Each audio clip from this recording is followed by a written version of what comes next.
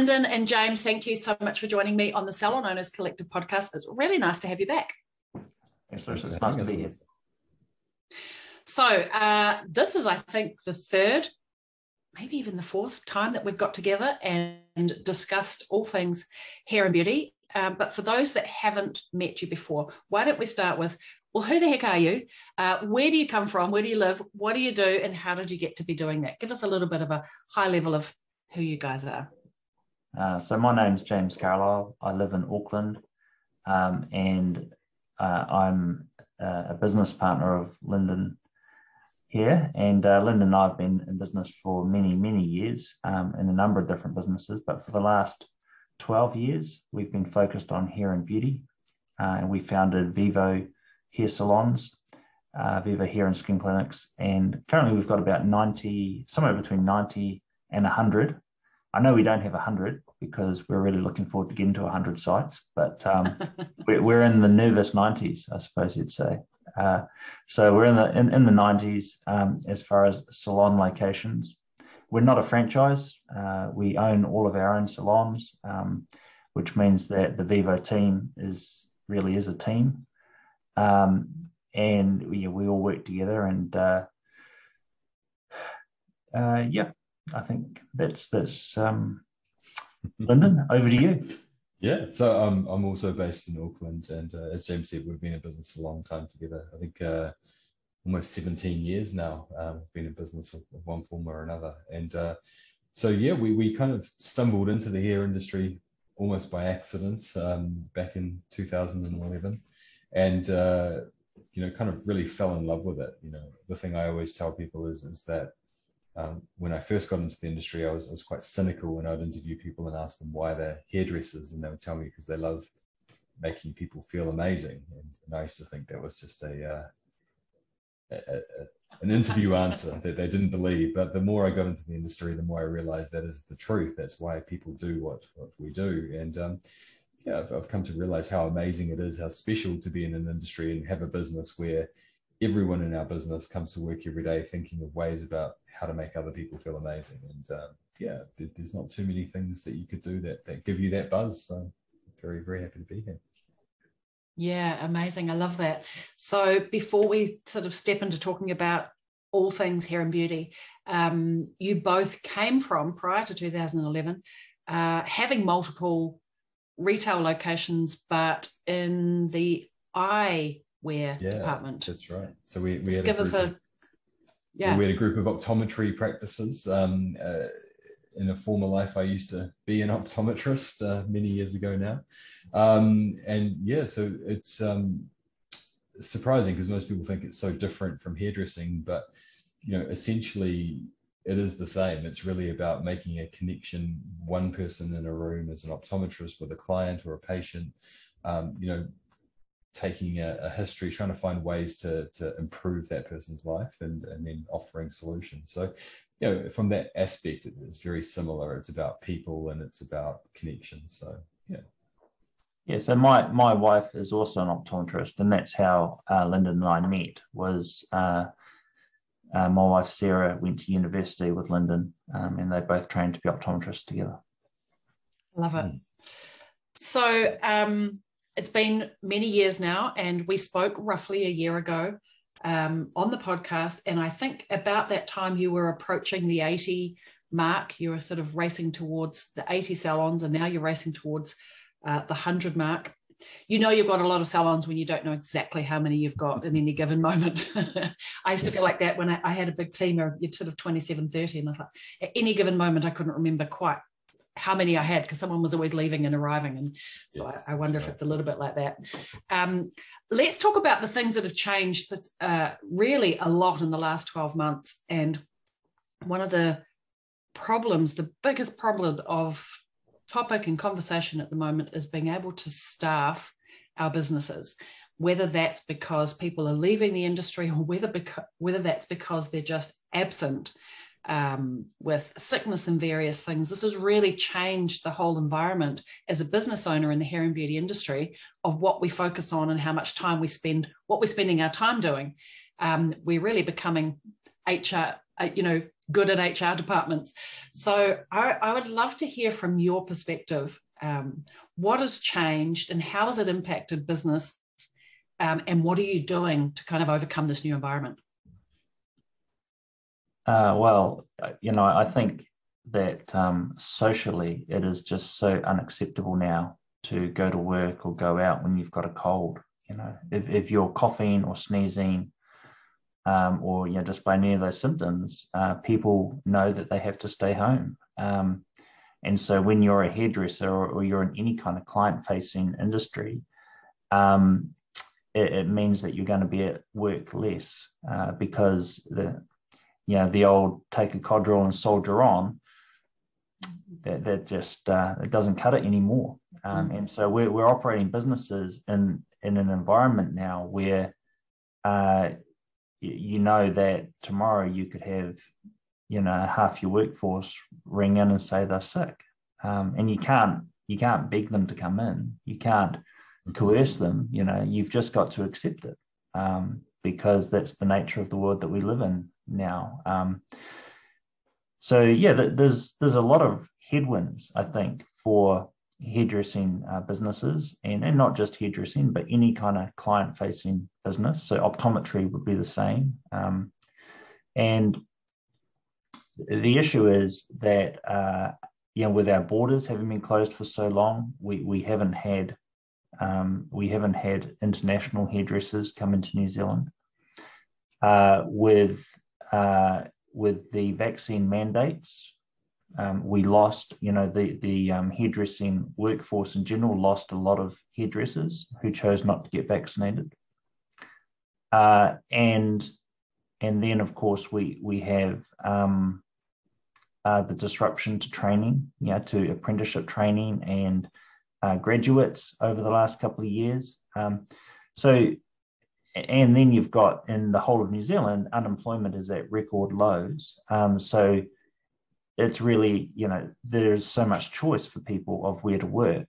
And we're seeing that people are leaving the workforce, maybe because they don't want to be in such a client-facing industry anymore. They want to be somewhere where they can be a bit more isolated. Or I think a lot of people actually like the idea of being able to work from home in these times. So you put all those factors together and it's almost a perfect storm, isn't it? And that's the environment that we're working in. Yeah, that's right. Yeah, I think we're, even from a year ago, the world is a different place, and people's expectations are different. And I think the hairdressing industry in particular has been really affected, because what it's done is it's kind of exposed the fact that our pipeline of stylists into the industry, our training systems have actually been broken for some time. And we can say they're broken because if you look around New Zealand right now, the number one problem facing hair salon owners is a lack of staff. And if we had great pipelines and systems that were working, that wouldn't be the case. So I think we've kind of exposed that problem. And then, as James said, we've lost people who have decided that being in the hairdressing salon is not a nice place to be at the moment, with COVID and masks and lots of people coming in the door. And then the other thing we noticed was that during COVID, a lot of people did a lot of reevaluating about what was important to them, about priorities with family and work-life balance, and even location where they live in New Zealand. A lot of people want to live in places that perhaps are a bit more COVID-proof or pandemic-proof for future. So there's just been a lot of change, a lot of people making decisions to change their lives, and that's impacted on employers all over New Zealand. Yeah, for sure. And I think the same perfect storm is, like you said, James, which I think is a really good example, when all of those things collide at the same time, and there's no feed-in of people to populate. This is not unique to New Zealand, and this is the same thing happening in Australia and the US and the UK, just at slightly different timelines, depending on how individual countries are dealing with different things in the training aspect and whatnot. But it certainly is a perfect storm worldwide. So what does a company like yours that owns 90 plus salons, like how do you overcome this? How do you change and pivot, and what has been the shift in thinking, or even the shift in the way that you operate? I think, I'm sorry, I was going to say one of the keys has to be a flexible mindset. You know, one of the big things that we have always championed is this idea that hairdressing is a career and a job that requires flexibility. There's no rigidity in it. And so as an employer, you know, we've had to be a lot more willing to consider other options. We have to be more hungry about looking to create an environment where people want to spend their time. Because, you know, at the end of the day, one thing that COVID has done is it's made people very familiar with the insides of their homes. And a lot of people want to get out, but they want to get out to places that they enjoy being. And, you know, that's really important, is that you put that focus on making sure that the salon environment is a positive one where they're enjoying coming to work, and that will try and keep as many people as you can. And then it's about looking at, you know, complete pipeline training systems to figure out how do you find the next generation of stylists to fill the gaps, and go from there. Yeah, we've made a lot of changes. One thing is we have a huge focus on apprentices. So, you know, we've always had apprentices, but we've got a lot more now, and we've got much better systems for helping them get through their apprenticeship quickly and get onto the floor. So that's been ramping up steadily ever since COVID first hit in 2020. And for last month, for example, we had 8 or 9 apprentices hit the floor as stylists, and that's pretty that's pretty much the norm now. So we're beginning to see that our investment in apprentices a year, 18 months ago, is really paying off now, with more of them hitting the floor. So we've had, as an organisation, we've had a huge we've made a big commitment to growing our own hairdressers. And we see that as the way forward. You know, it gives us more control over our staffing levels. It means that we're not at the risk of the government closing the borders on us, or not doing what we want them to in terms of immigration. So that's a big change. And and as Lynden talked about, we are also being more flexible, you know, for our existing stylists. And you know, we're even looking at, you know, the way that we train staff. So we've employed more people to develop material and resources. Yeah, so basically growing our own and trying to control the things we can control, yeah, instead of just being at the mercy of the random wind. Yeah, I love that. I think being flexible over the last 2.5 years is probably, any business owner has had to adopt this sort of flexibility and change, and be prepared to pivot and shift and do things differently that we've never done before. I certainly agree with the grow your own model. I think it is the future, and we have to be prepared to I guess invest first. Like any investment, you invest first, and you have to live through the gap until you get the return. There's not many things that you invest in and get an instant return, and I think sometimes we forget that, especially in the hair and beauty industry. You know, we used to you know, you spend an hour and a half or 2 hours with somebody and you get an instant result, and we're used to this instant gratification kind of a world, and so we forget sometimes that we've got to do the long haul and invest now. And like you were saying, you know, 18 months or so, and you start to reap the reward.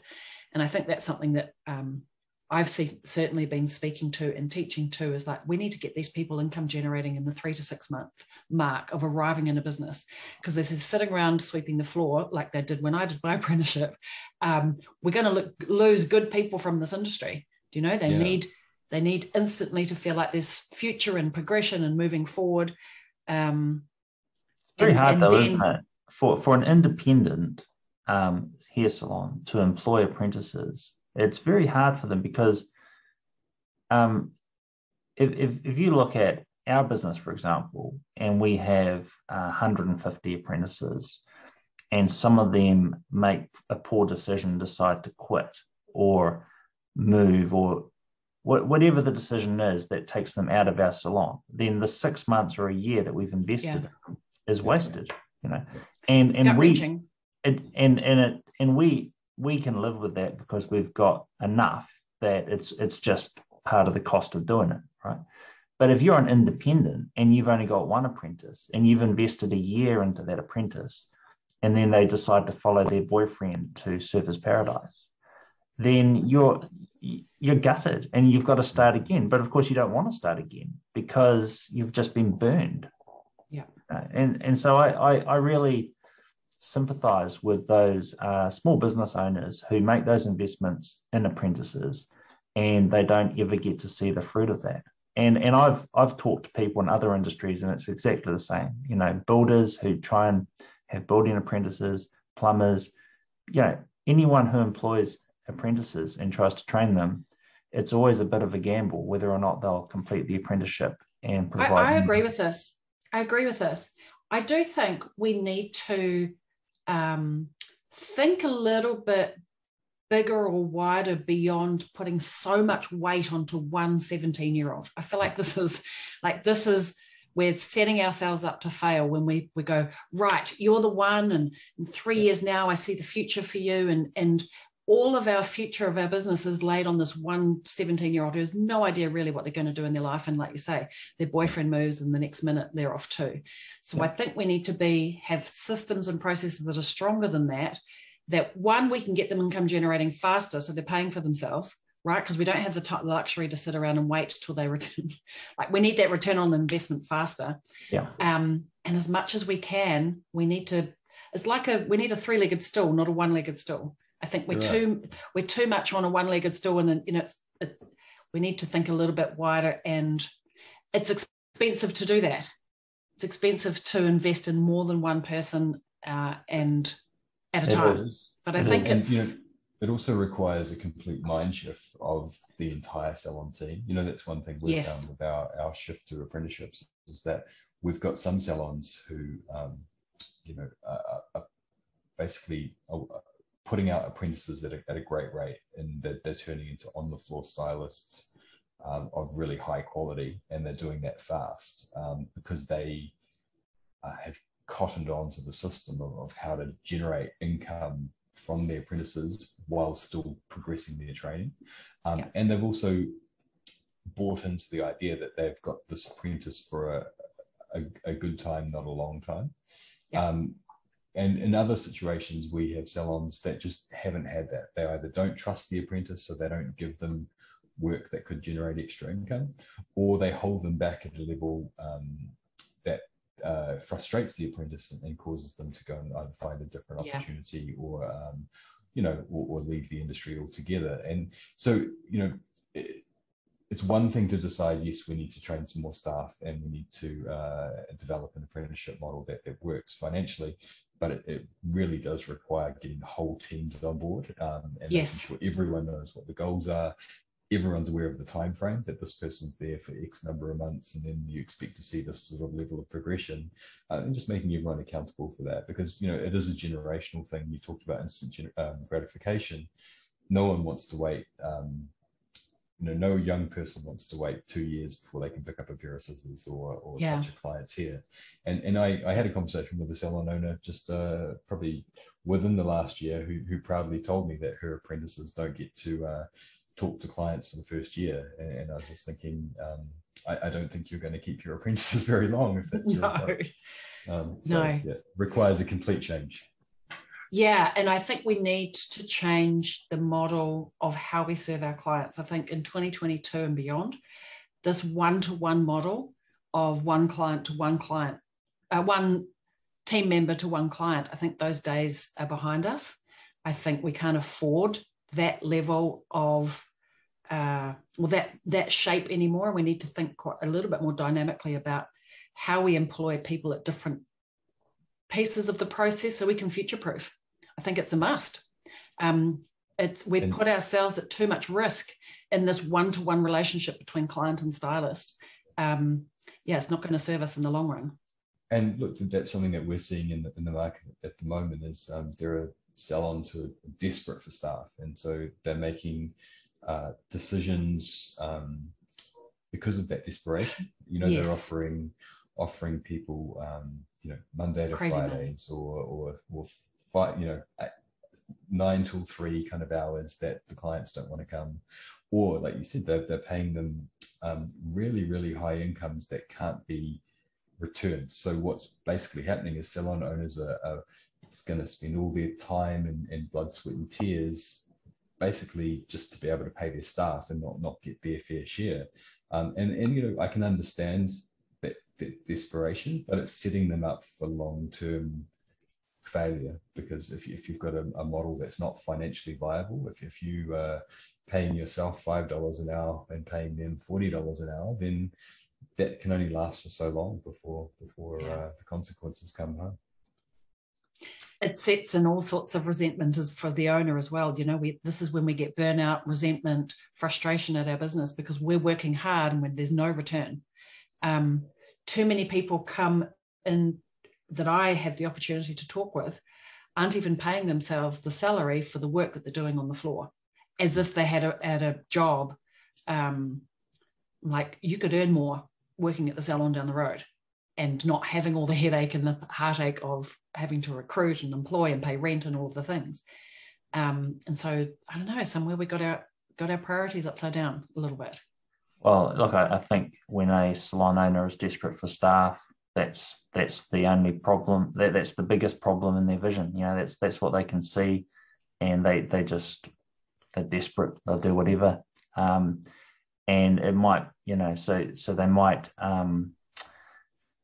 It's a short-term solution, but it creates a long-term problem, and an industry problem. Yeah, and the number of salons that we've had approach us, because they're unprofitable, because the owner is burnt out, and then we look at them and we find that the staff are being paid, a vast amount, more than the salon can profitably handle, and we have to walk away because we found that when we buy a salon, most of the time, the staff in those salons, they will earn more with Vivo because of our commission structure, because of the things that we offer. But on some occasions, we find that particular situation where the staff are being paid such a ridiculous amount. And sometimes, and this happened quite recently, they get paid in a really creative way to try and cheat the tax man. So that instead of having to pay tax on everything, they get in a bit of a backhand or under the table, and there's some dodgy stuff going on. And the staff, they just take it. That's great, more money for them. But the business owner, they're putting themselves at such risk for doing that. But it also means that for us, we can't buy that salon. We can't even. It's not going to work because we have to pay. We've got to follow the law. We've got to follow the rules, and we found that you can't buy a salon and then give people less money, because they just don't stay. They'll be out. They'll be looking for somewhere else immediately. So, fortunately, it doesn't happen that often. But when it does happen, we look at those salons and we know that they're not long for this world. And we have seen many of those salons. They just close, and the staff disappear, and it seems to end in tears. I think that's something that COVID's really brought home is that because there is such a shortage of stylists and it is such a tough market, situations where it's win-lose from a pay structure point of view, either the salon owner's winning because they're paying them not very much, or the employees winning because they're getting paid too much that the salon owner can't afford. Those are, like James said, short-term solutions that end in big long-term problems. So it really is about examining pay structures and finding a fair one in which both parties can win, where performance is rewarded in a way that's absolutely fair for the effort put in, but that the salon owner is not going hungry to keep the doors open, because that doesn't work. I feel like, in desperate situations, we're offering rewards and perks like letting our children eat dessert first.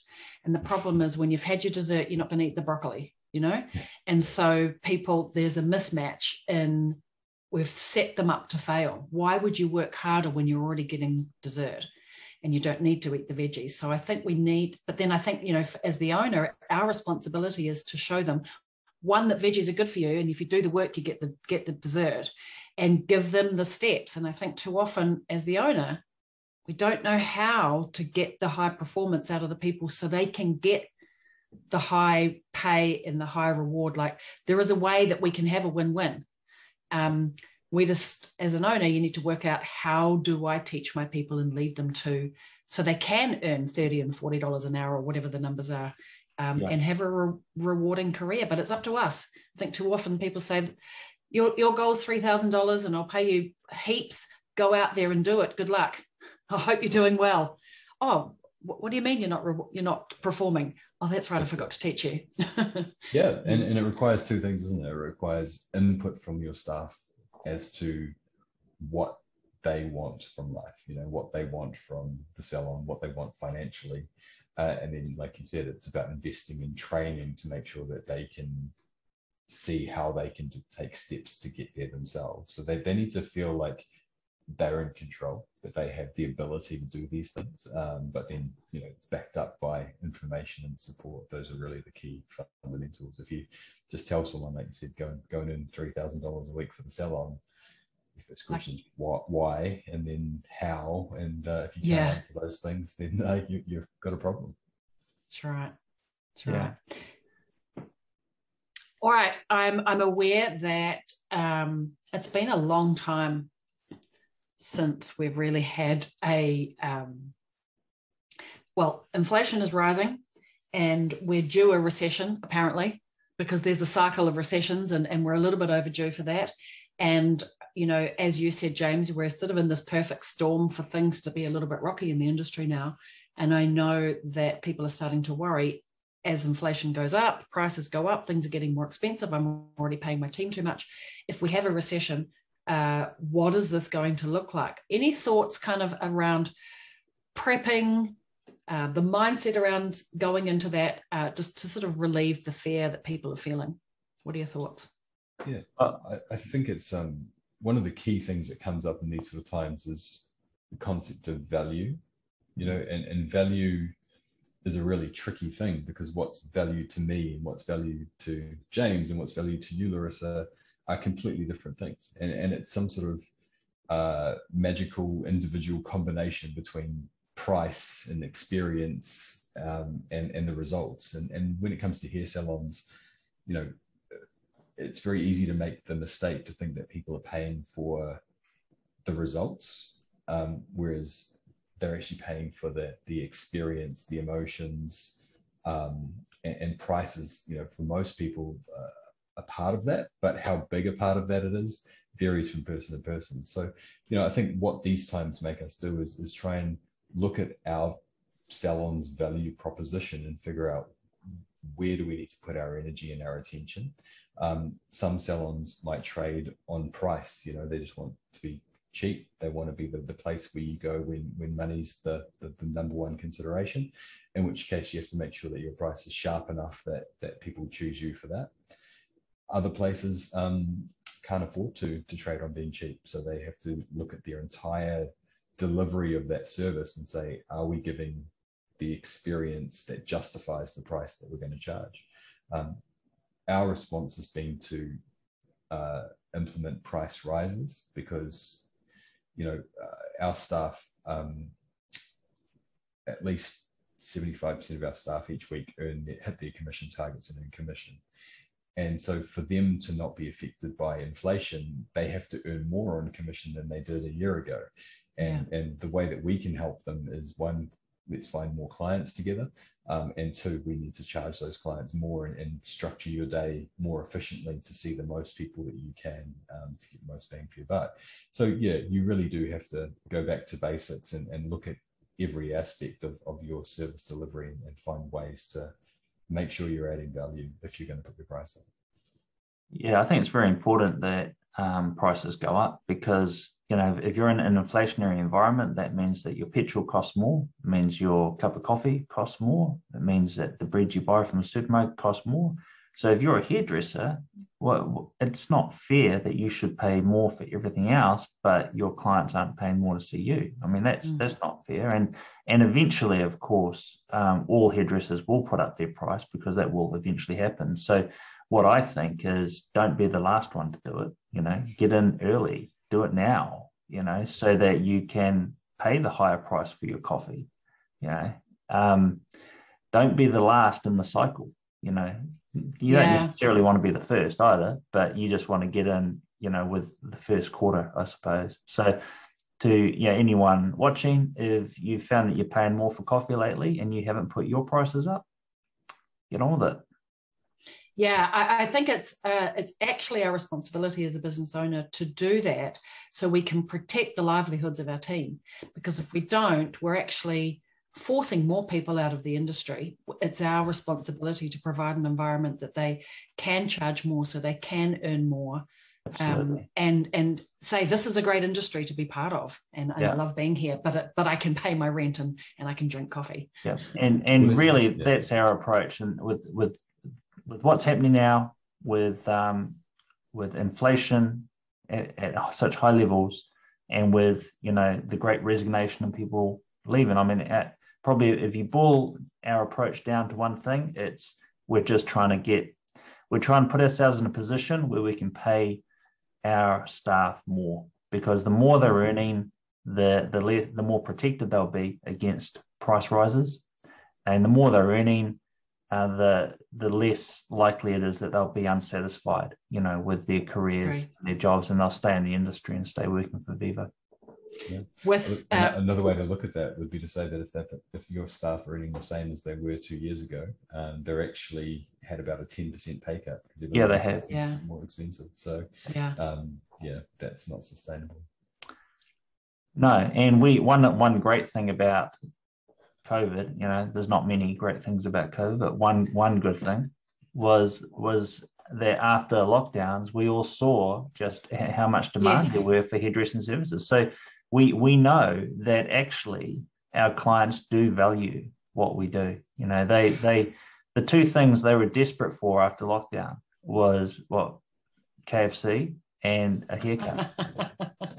Yeah, I agree with you. I do feel like as an industry, the way that the consumer perceives us has certainly risen, and to our benefit. And so I think we need to rise to the occasion. And one of those things is put our prices up, but really serve people well. Right, as business owners, what do you think is a quote or a mantra or something that, like, one, keeps you two aligned as leaders together in a partnership, but has kept your brand focused and forward thinking? One of my favorites that we share with our senior managers is, do you want to be right, or do you want to be effective? And I think very often as salon owners or managers, your staff will come to you with an issue, and it's very easy to try and be right.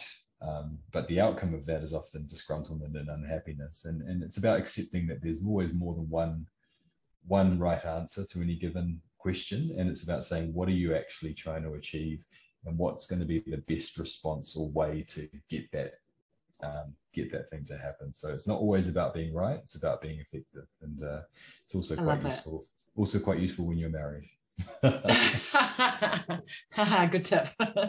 All right, what is a book, a podcast, some kind of resource that you believe all salon owners should get their hands on? One book that I'm reading at the moment by Susan Fowler is called Why Motivating People Doesn't Work. And luckily she also says, and tells you what does. And yeah, it's just the psychology behind how to get people to come to work and feel like they can give their best and want to give their best. And it's not about money. It's not about bonuses and incentives. It's about creating the right environment. So it's a great book. Love it. The book I would say is I've recently read Life Force by Tony Robbins, and it's a book about health, maintaining optimal health for as long as possible. And probably my thing that I would say for a business owner is you've got to look after your own health. And a very important part of that is just getting enough sleep every night and eating well. But if your health is compromised, then everything else in your life will just get a lot harder. I think this particular book that I've read is very good, but there's a lot of different books, out there about health and nutrition and sleep. And I just think it's very important that business owners, particularly ones that are under a lot of stress, that they take the time to look after themselves first, because when you're feeling unwell, or you're not sleeping, or you're stressed and you're not exercising, when your physical well-being is compromised, then whatever struggles you have with your business are going to seem 10 times worse, because what affects your health affects your mind, and your mindset seriously affects the way that you're going to approach your business. Yeah, I totally agree with that, for sure. All right, great. I'm going to put the link to both of those in the show notes of this podcast, so we can find the book, read the book, listen to the book, whatever works. Guys, I really appreciate your insights. It's really great to sort of chew the fat of the industry. I know people are going to want to find you, stalk you, maybe sell their businesses to you. What's your dub and your social? Where can people find you? Easiest way to find me, just lynden@vivo.co.nz, or on LinkedIn, Lynden Mason. Yeah, and I'm on LinkedIn, and James@vivo.co.nz. And the business is vivo.co.nz, right? That's right, Vivo. Perfect. All right. Appreciate you both. All right.